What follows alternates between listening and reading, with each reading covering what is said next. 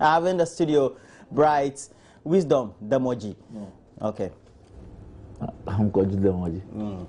Bright Kojo Demoji. And he's a member of parliament for Botiano English Amanfro. He's a member of the MPP, he's an agriculturist, but I'm not a member of the MPP, I'm a member of the NDC. Okay, he's a member of the NDC as well. And he's an agriculturist and also an entrepreneur. I'm just trying to prompt you and see how you'll be reacting to some of the things. That's why. How are you? How did you respond to the Doom Summer Stop Vigil? Because government has not been doing too well in making sure that the energy crisis is resolved. Yes, the word too well is what I am not in agreement with. Yes, because government is doing a lot to ensure, and you know, we don't want to do with the Doom Summer crisis. We want to ensure that we solve these problems forever. That's the key. The short to medium term solutions is the one that government is working on. So I think in that regard, government is doing a lot to ensure that this issue of doom so, because nobody is happy. That's why I said that I agree with them that yes, doom so must stop now. But you see, doom so cannot stop now if there are no actions. So if you say do so must stop now. Do you believe that the actions being taken by government are the most prudent we can have? Yes, if you really want to solve the problem and solve it well, then you need to take your time and ensure that the things you put in place to work on are done effectively, and that's what government is doing. So yes, it is critical that we need to solve this problem as early as possible because it's having a toll on the economy as a whole. Okay. We just got some news from the news wires the last 3 hours that the Upper East Regional Chairman of the New Patriotic Party, Adams Mahama, is fighting for his life in the hospital because of an alleged acid attack on him. And the two assailants, they were said to have stopped his car while he was about entering his house at midnight on Wednesday and poured the corrosive substance on his face and entire body, and so he's said to be in some critical condition. Mr. Adams' aide, Zakaria Osman, confirmed the attack to Joy News regional correspondent Albert Sorry. He said his boss is in a critical condition, adding that his whole body is burnt from the acid attack, and so far we're trying to get in contact with the police in the Upper East region, and we've gotten some confirmation from ASP Thomas Agbanyo, who also confirmed the incident to Joy News and said one of the assailants so far has been arrested and that investigations will continue with the incident. It's not up for discussion yet, but I just want to relay that to you. But what has been getting a lot more prominence or trending the last 24 hours has been about perceived government likely to lay off workers if the economy continues to slow down. Now, we know that the Finance Minister, Setepe, has been explaining in a public forum that the public service will grow when the economy grows, but if it becomes deficient, sector workers may lose their jobs, or so to speak, they would have to be shifted from one unit to the other. And he said this is part of what is termed the civil service reforms to also make sure that the expenditure on the budget in relation to the wage bill is in consonance with what the targets are. Now, the criticism from the minority section in Parliament is that government is not speaking the truth and that really there are going to be job cuts in the public sector. And we know that in excess of some 600,000 people are said to be part of the payroll or on the payroll of the public sector. What the minority is concerned about, why is the agreement with the IMF is stating that these reforms will only be introduced or instituted or commenced from 2017. That is just some few months after the election is convened in 2016. What do you make of this? Yes, thank you very much, Roland. Good morning to our cherished viewers. Yes, which of the topics? The job are we discussing? Not you mentioned the yes. No. With that one, we'll have time for it. Let's see. Yeah. We want to get some other sites as well. Yes. Critically, it is important for us to know that there's no. If you are dealing with development partners, definitely there will be some conditions with regard to our relations with the IMF and the agreement that we have entered with the IMF. There will be some conditionalities. But if you read the statement that made by us, I listened to him attentively yesterday. If you listen to the statement attentively, you see that what he's saying it is simple economics. Simple economics in the sense that if the economy expands, definitely more there'll be a need for more employees. So they need to employ more. But if the economy shrinks, or there's a reduction in the capacity of the economy, why do you expect to use the same amount of labor? And apart from that, government agree in principle that in signing the agreement with the IMF, there's an issue of job rationalization. And I find it very difficult for people to say that if you want to rationalize jobs, you just have to get up one day and start saying that, okay, you must go here, or this man must go home. That's not the way it is done. There's a whole process, because there's going to be a change management concept. Because if assuming that apart from doing the assessment of the staff, looking at the job descriptions and looking at it, is the whole human resource stuff that a consultant will be engaged to look into and say that, okay, maybe control and account general department, maybe payroll processing unit.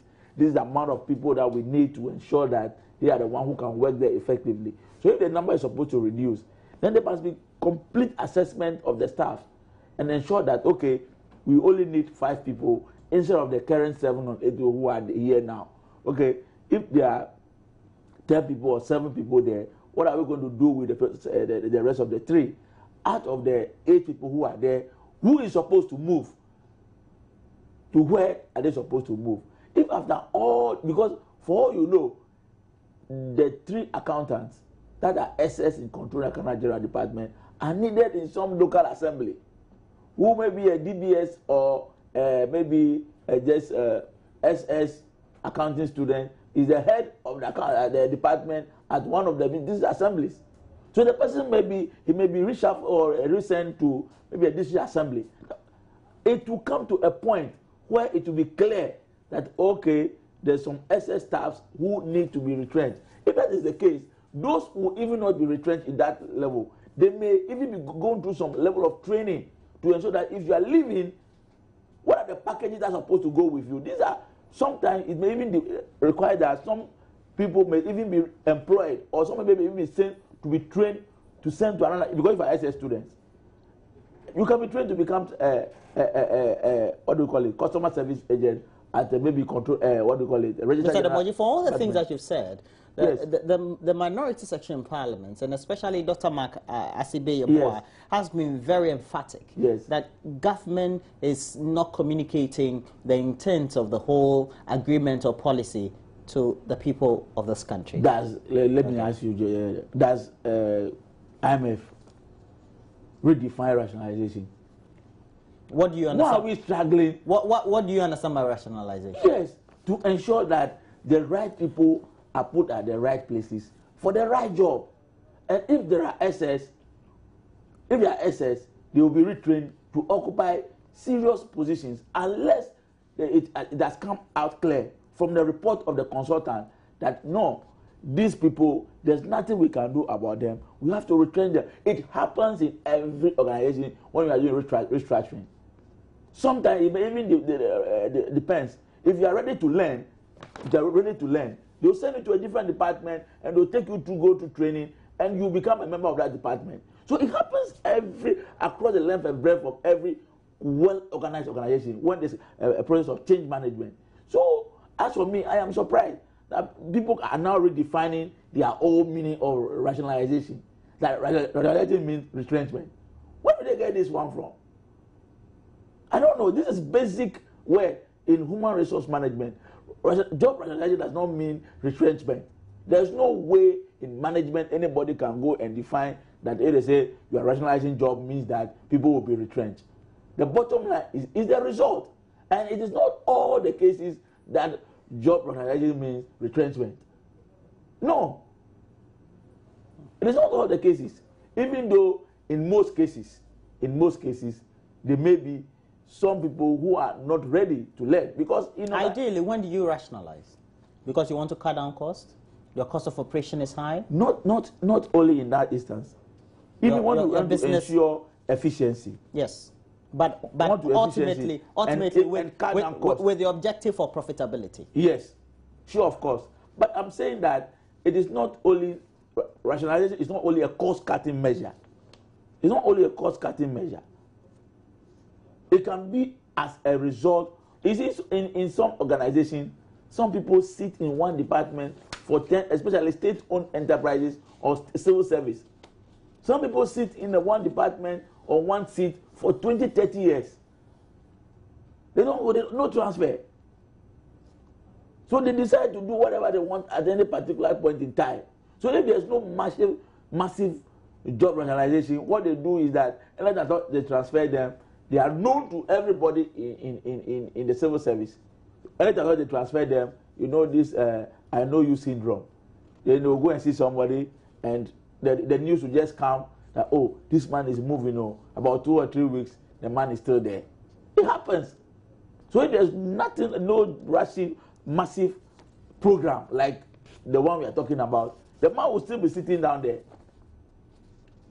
So we need something to reform and restructure the whole civil service to make it efficient.